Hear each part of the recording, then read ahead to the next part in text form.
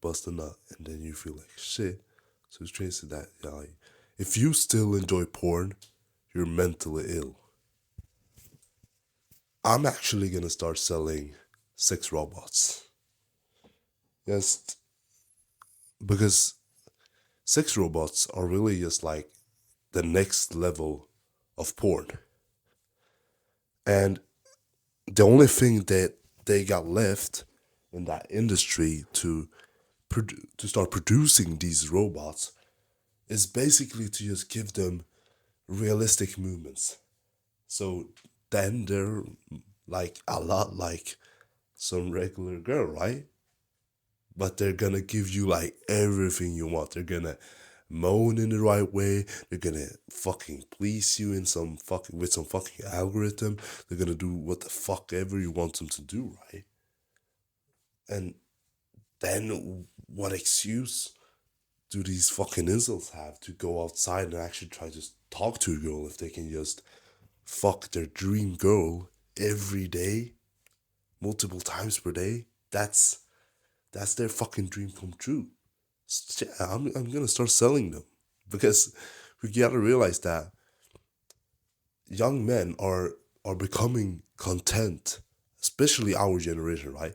We're becoming content sexually because realize that back in the days where porn still existed, but it did so in magazines and there were just pictures, right, of these models, Playboy and stuff like that. What our father's generation, they could get access to porn, but they actually had to go to a store, line up, pick their goddamn magazine, and pay with their own money in the cashier. They couldn't just order it through fuck some goddamn app.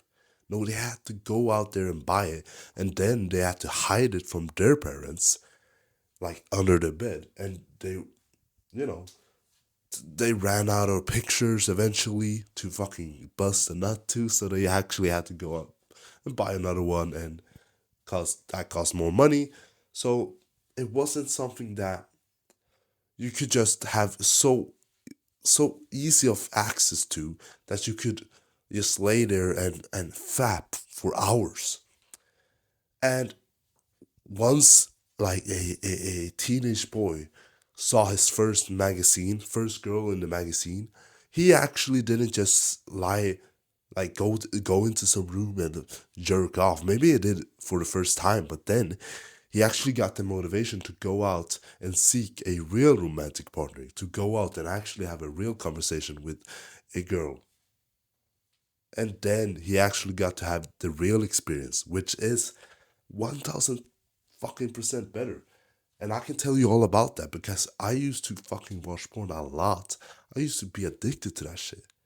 And now with a lovely girlfriend, I no longer see why porn would be fucking, you know, sexually arousing at all.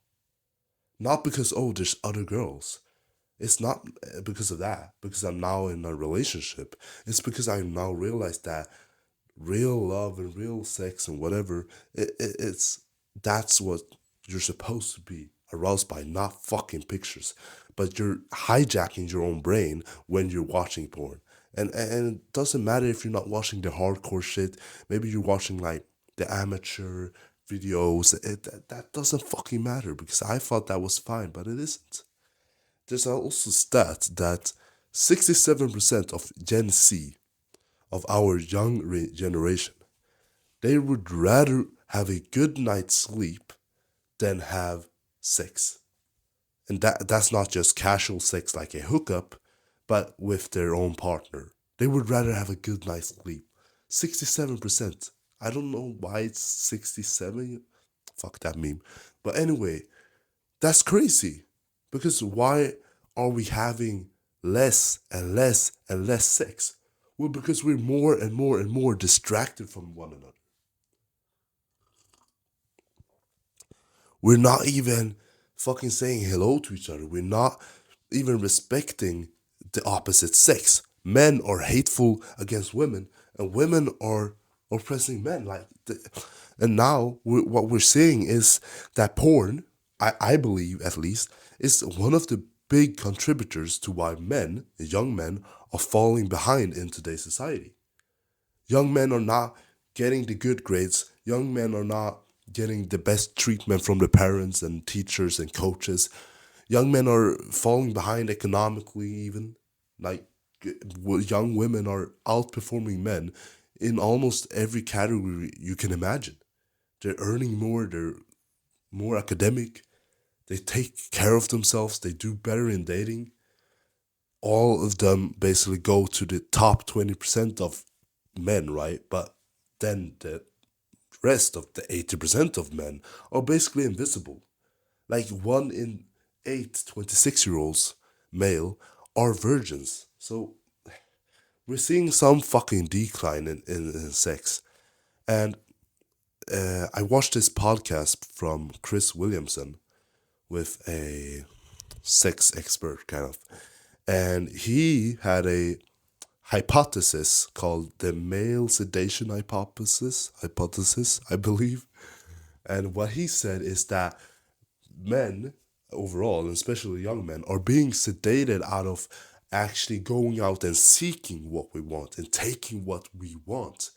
And I can relate to that because, COVID hit. I was, 13 years old in seventh grade when that COVID hit. So I already didn't have a good start in my teenage years of, being able to go outside and have fun and have conversation, go to parties and stuff because we all had to stay inside. And then on top of that, I started just playing Fortnite all day. I started just going online on Discord and talking with the boys. And, there wasn't much romance in my life at all, except for maybe some Snapchat dry ass talking stages.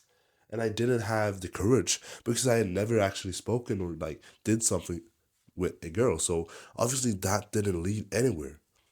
And then porn got even better and better, and I, got even more into it, into the fucking weird shit. And like, you see, I was being sedated from early ages, and I wasn't even that early in like finding porn because there's guys that are finding porn when they're like fucking 6 years old, 7, 8, 9, and those guys are fucked. Those guys are still jacking off every day, multiple times a day, and they'll seem like your average yo, right? Your average guy, but they're so fucking deep down in that addiction because someone showed it to them or they somehow fucking clicked on the wrong link, and yeah, there you go.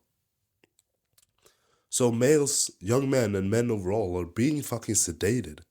We're not actually, we're left out of purpose. We're you know fucking being sedated by the algorithm and by these big companies that are making us slaves to our own phones and screens just because so we can get a feeling that we're the alpha because that's what our ancestral brain thinks when we're watching porn, that we're fucking, that we're having sex, and we're passing on our genes. And when we can just switch from girl to this video, that's even better because now our monkey brain thinks that we're having sex with a lot of girls, so we're passing it down our genes to a lot of different, you know, possibilities. And fuck. But we're really just observers watching and being sedated. And it's the same. It's gonna evolve with sex robots. That's what I called it. The next level of porn. So porn is really an addiction. I because on this podcast they didn't really mention it as they said it's not actually classified as an addiction, but as someone who has dealt with it, it's definitely is an addiction because it's wired in your fucking dopamine and neurocircuits. It's too potent, like a drug. It's as potent as a lot of drugs, right? So it's definitely addicting. I Let me take you back. So I'm 10 years old, maybe younger than that even. No, probably like 10 years old. I'm under the kitchen table. It's probably Saturday, Sunday. kind of late-ish. We're gonna have dinner soon. I'm under the kitchen table with my dad's phone because at the time I still believe I didn't have a phone yet. I think I got my first phone at 11 or something in fifth grade. I didn't have a phone, so I used to borrow my dad's phone to watch YouTube and stuff because I didn't really like YouTube. So yeah, because that back then there wasn't like TikTok and doom scrolling and shit like y'all kids got these days. But I was on YouTube and suddenly I just went to the next video and I started getting some thoughts because I had seen something that looked a little bit more explicit, a little bit 18 plus. But also, I kind of wanted to go and click on it because it was a video of Super Mario characters and some fucking compilation, but it was like the 18 plus version of Super Mario characters being, fucking cosplayed as like not by real people. It was animated. I remember because there was like some story of don't know what the story was, but it was like a story made video of some story happening between the Super Mario characters, like the Peach Princess, the Mario, Luigi ones, those guys. But like, I remember the princess was like kind of fucking sexualized as fuck. She had like big tits and a big ass and like weird clothing and shit. So I got hooked though because I liked Super Mario. I used to play that all the time. But obviously, I knew that this wasn't just a regular Super Mario fun and fan made video. This was some soft core porn, basically.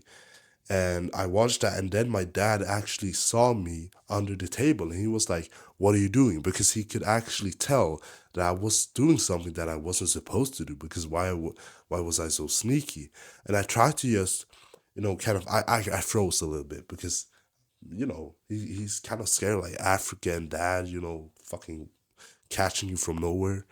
And I just said, "Yeah, I'm watching YouTube," and he took the phone from me, and he realized that that wasn't just YouTube. That was YouTube 18 plus. That was YouTube Hub.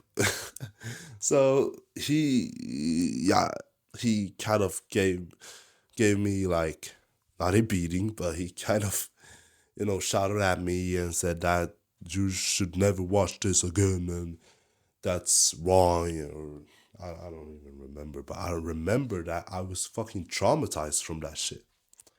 And according to this podcast I listened to, the sex expert, she said that trauma often has a role in why you develop a porn addiction in your teens. That you've had some kind of sexual trauma or a similar type of trauma that has made you then choose porn as some kind of sedating vice that calms the anxiety down, that kind of even though you've had a sexual trauma, so maybe a big brother showing you porn when you were 10 years old and you were disgusted because at that age you definitely didn't ask to see a fucking naked girl or whatever, and you were disgusted, you were traumatized. But now your vice to deal with that trauma years later is actually porn because it's so damn fucking sedating, and it opened you up to a like skewed image of what sexual pleasure is supposed to be. Now you're taking sexual pleasure in porn, but you're also using it to just deal with that traumatic event. And for me, the traumatic event was really just my dad catching me being super angry at me for watching that. And obviously that made me think, oh my God, what have I done? This is, wrong. But another part of me was like, but I can watch more of it maybe. Maybe there's more. Maybe there's something else that can get me to calm down, to, maybe there's something that I can explore because this was a new world to me, right? So that's basically a trap, right? These big fucking companies, they want you to be fucking traumatized. They don't care. Sure, they have that. Are you 18 plus? click this button to confirm you're 18 plus. But anyone can click that fucking button. They don't care. Anyone can click that button. I sure did when I wasn't 18 of age, right?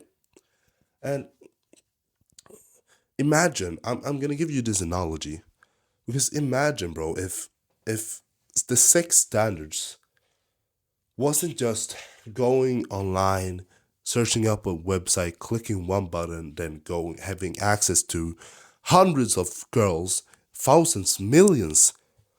Imagine like so many girls that you as a 13-year-old today, you have like 1,000 times the access to girls that a medieval king used to have 100 years ago, hundreds of years ago, right? And imagine if instead of that, the standards for having sex was that you had to marry a girl and then you had to get her father's approval, or first, of course, you had to get her father's approval, then you had to marry her. Then you had to do some kind of community service. You had to build a fucking hospital. And then you could have sex. Then you could explore that world at like 20 years old.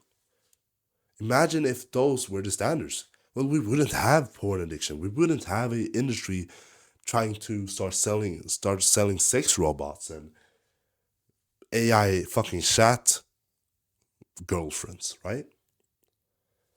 I want to teach you some practical steps to actually just quit porn, and I think you have to just quit it fully. There's no cope I want to hear that. Well, it increases testosterone, and like it's actually good for exploring sexuality. Like that's just fucking gooner propaganda, right? I'm gonna give you these 3 steps, and you're gonna follow them because I promise you, if you follow these steps, you're never gonna have to actually become addicted to porn again. Sure, I'm not telling you that it's gonna be over in a week and you're never gonna get an urge to watch porn again, because if you're like me, you watched porn for a lot of years, right? So it's gonna take some time to get rid of it as well. You can't just expect to get rid of it in like a week. But step one is less fap. Because no fap, which is like just stop fapping from day one and just counting your days. Like, okay, I'm day two, day three, day 100 of no fap. Oh my God, I can levitate. That's bullshit. And it's actually because I've tried that, I've experimented with that during the years, and I really found that it makes it kind of harder to quit, especially when you get into those later days when you built up some momentum. You're at day 30, you're at day 50, because you're so obviously obsessed with the quitting part. You're tracking every day, and that makes you also like think of porn every day. So you're actually more obsessed with porn than if you was just jacking off when you felt like it, right? And obviously both are fucking horrible, because even though you quit porn, you're still thinking about it. So it's not, sustainable. You're gonna relapse on nofap. You're gonna relapse someday, and then you're gonna be hit with some massive fucking anxiety attack and like depression because, oh my God, I lost my nofap streak. No, but instead you should just less fap. You should actually count and make sure that you have an estimate of around how many times per month or per week you usually masturbate to porn, right? So let's say you do it 30 days a month, one times per day. And you should aim to reduce that to maybe 25 the next month. So right now it's March, right? So in April, you should try to get 25, you know, times a month. And that's a decrease by 5 times, right? And the next month, you're going to go for 20. And then maybe all the way down to 10, then 5, then 2, and then 0. And if you're fine with being at 0, then which you should be if you have maybe a life outside of your screen, of your phone, of your comfy bedroom, then you'll be fine, and you'll realize that it was just much better all along to be without the sedating bullshit that's keeping you stuck in life and keeping you like an observer watching other people have sex, bro. Alright? That's bullshit. Also, step two, use a Google Calendar. It's you can just search that up on your computer or your phone and start planning your days. You don't have to be hyper specific about them. I've become hyper specific because I want to be as productive as possible, and I just like having everything mapped out, everything that I want to do and I'm supposed to do at this time, etc. And that makes my routine basically form as a habit because I'm doing almost the same stuff every day at the same times. I really find that really useful. But at least I want you to actually, have a sleep and wake time. So that's should be consistent. Even on weekends, even on Saturday and Sunday, you should be waking up and sleeping at the same times you're doing on the weekdays. Okay. So if you're sleeping at, let's say, 10 and you're waking up at 6, then do that 7 times per week and have that in your Google Calendar. And then add in a morning routine after 6, right? 6 to 7, you're having a morning routine. Then from maybe 7:30 or something, you're commuting to school or work or something. Then you're having that, and then on the afternoon you can fill out your schedule with gym, maybe with some hobby, with socializing, with studying or working more, having maybe a business. Like you could do a lot in a Google Calendar. You'll see how much time you actually have when you start using that. And the third last step is to learn more about the harms of porn. Because a video like this will I hope I've inspired you a little bit to just rethink the whole porn industry, the fucking sex robot industry, and the AI chat girlfriend industry that's kind of trying to sedate you, trying to fuck your life over.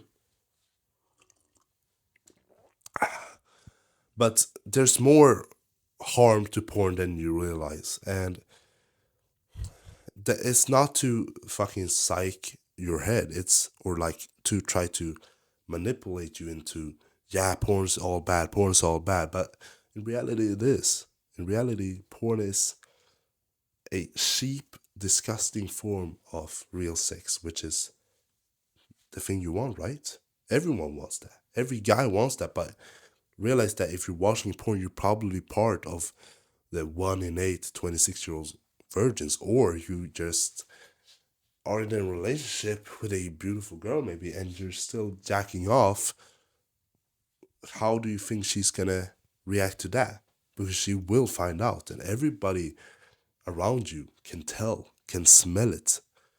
So just learning more about like the harms, you can search search it up on Reddit, search it up on social media, on YouTube. There's TED Talks and stuff that can give you some more nuance to why porn is actually so bad for you.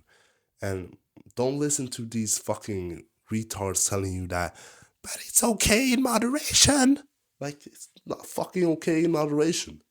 Nothing is okay in moderation. That's basically a drug. That's like telling a fucking cocaine addict that, yeah, but you can use it in moderation.